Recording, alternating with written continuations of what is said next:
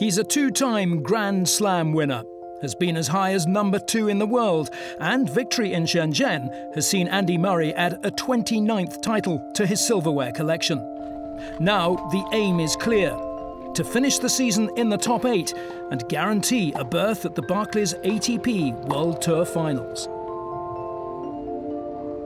It would be nice. I mean, that's obviously a reward for everyone at the end of the year if you can make that tournament. It seems like the physical issues are behind him, and clearly when it's been a process for him, and so that sort of takes its toll on his confidence. It's been a bit of a struggle compared to what he had shown the previous couple of years. You sort of need to give it a little more time.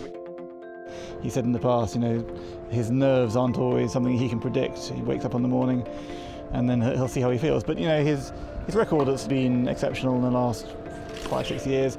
He's hardly ever lost to somebody who isn't an elite player themselves. And that, if he can continue that consistency, then, you know, I think he'll just be in the routine of playing, of hopefully winning, and it'll be the tennis that talks a bit more than the kind of the psychological aspects of it. The consistency's been there in the slams, just not the rest of the tour. And try and bring the level I have been at the slams to the other events. The matches against Tsonga and Djokovic at the US Open, that was starting to get back to the level that's enough to win those events. But it's about, you know, being able to do it over a consistent basis, and yeah, that comes from confidence, winning matches, and then just getting my fitness back to where it was before the surgery, and hopefully I'm getting there. A plan of action is in place. Murray recognises the need to improve his ranking in the Emirates ATP race to London, and Shenzhen sees him rise 1 spot to 10th. To have a ranking in the top 10 or in the top 5, you can't afford to just have like 2, 3, 4 tournaments in a row where you're not really doing much and then just think, you know, okay, well, you know, I'll play well in the slams. You know, this year the younger guys have made big improvements.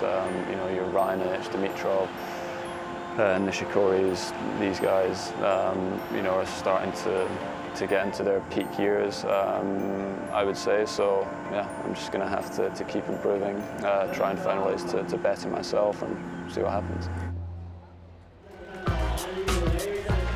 Until his win in Shenzhen, Murray had gone through 2014 without an ATP World Tour title.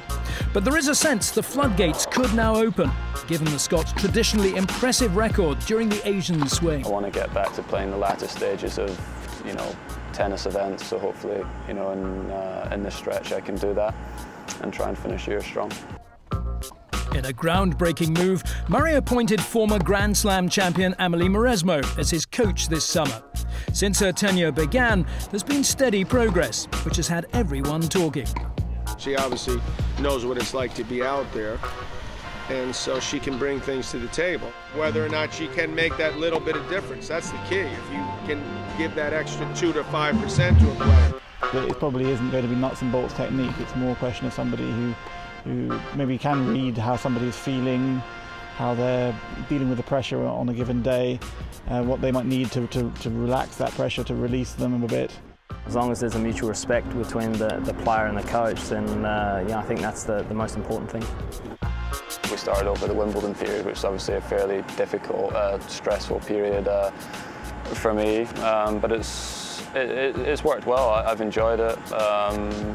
You know, I think she's enjoyed it. The team have worked well with her, and yeah, I'm looking forward to continuing working with her, and you know, she'll be at some of the tournaments in Europe at the end of the year.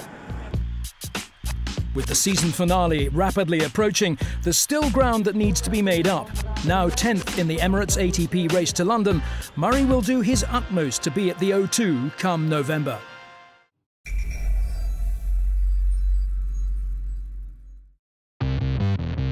Next week on ATP World Tour Uncovered, we're back in Beijing for the China Open.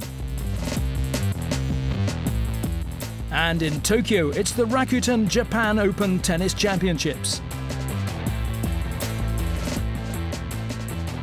Don't forget to log on to atpworldtour.com for your 24/7 breaking news, and chat with us on Facebook and Twitter in English and Spanish. See you next week.